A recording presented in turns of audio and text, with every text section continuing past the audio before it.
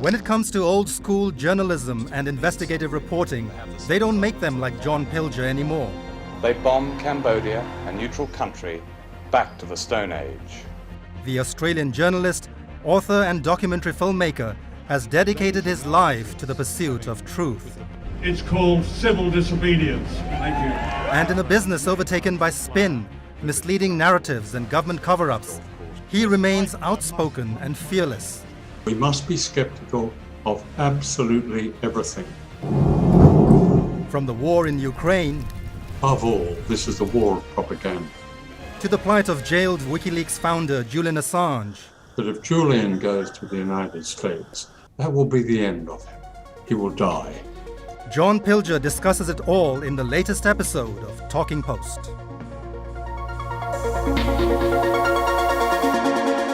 John Pilger, thank you very much for joining us. Let's get straight to it. Now, Russia has invaded Ukraine. Now, if you ask me for my personal opinion, I mean, all war is wrong. All invasions are wrong. But at the same time, John, I do remember I was pretty critical as well of this invasion that was not happening. Just the build-up on the Russian side of the border, the build-up on the Ukrainian side, and then weeks and weeks of saying it's never going to happen. But it did. So what happened there? Well, if you see it from the Russian side, without taking the side of Russia, it looks rather different. There was Russian troops, as you may remember, up to February, massing on the Ukrainian border, and they eventually invaded. That was the news on this side of the border. On the other side of the border, there were 60,000 Ukrainian troops who were massing on the line of contact right across Donbass. Now, Donbass, as far as the Russians are concerned, is the last stepping stone.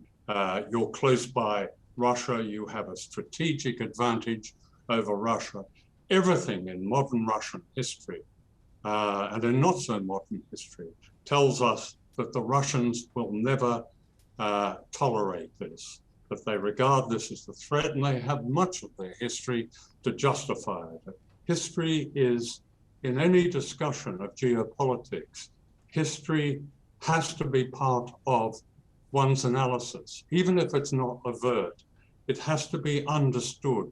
There has to be a basic knowledge of it to understand why things are happening or what is likely to happen. Our ignorance of Russia, like our ignorance of China in the West, allows none of that historical sense of how people see the threat and how political forces see the threat. This is not in any way to, if you like, condone Putin's invasion, but it has to be understood. So I don't think Russia is going to gain from this. Once you unleash war, then literally anything can happen. Is this going to be a decades-long war? Because it seems like the US is determined to defeat Russia in Ukraine itself by arming the Ukrainians, by building a coalition against Russia, etc. And Putin, for whatever reason, whether it's a loss of face or whether he's determined to stay the course, I mean, that is going to go on for a long time, right? And at the same time, there's also a distinct danger, a real danger of it escalating to something that nobody wants to see. Yes, you must remember, though, that above all, this is a war of propaganda. And I would think almost nothing one reads in the Western press about the invasion of Ukraine is to be trusted. A skepticism, or the skills of skepticism, that I'm not sure the reading public, the watching public, particularly in the United States, possesses, that is crucial now, because nothing can be believed.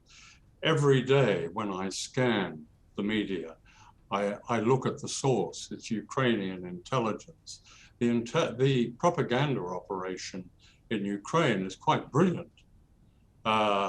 They've managed to invent a chemical warfare attack when there wasn't one.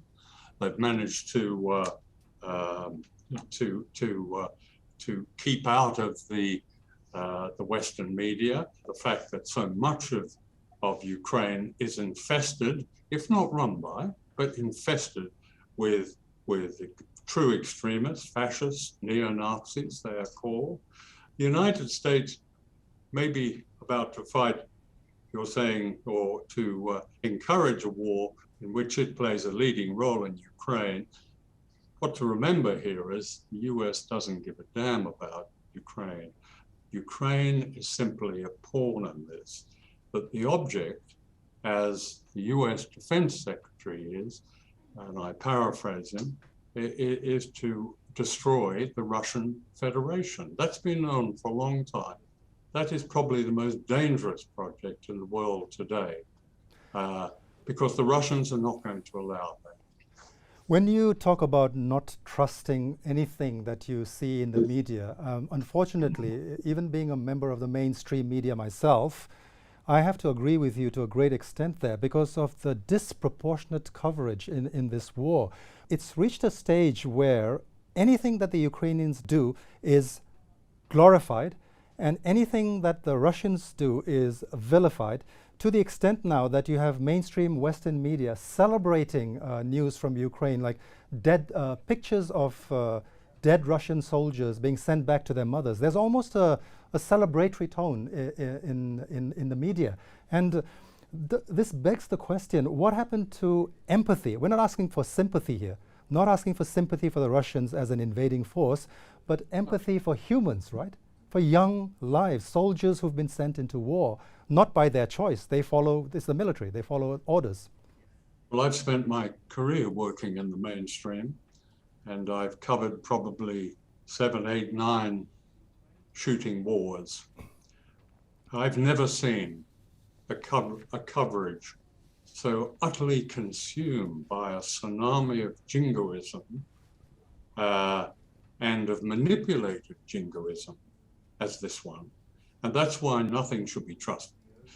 I say that to people all the time. I said, unless you're going to sit in front of your television and deconstruct what you see, actually take it away with you and check it and try to verify it as much as you can. And if you can't, to discard it.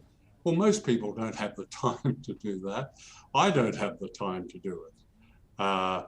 Therefore, I have to say I ignore it most of the time. There are honorable exceptions. Of course there are. They're very few and far between. I mean, what has happened in my recent lifetime in the mainstream media is that, now I'm speaking about, I've spent most of my time in the working in the British media, in the British press, is that spaces that were there for journalists who might be called, let's say, mavericks. That is, they made an effort to tell the truth. They went against the grain. That was tolerated.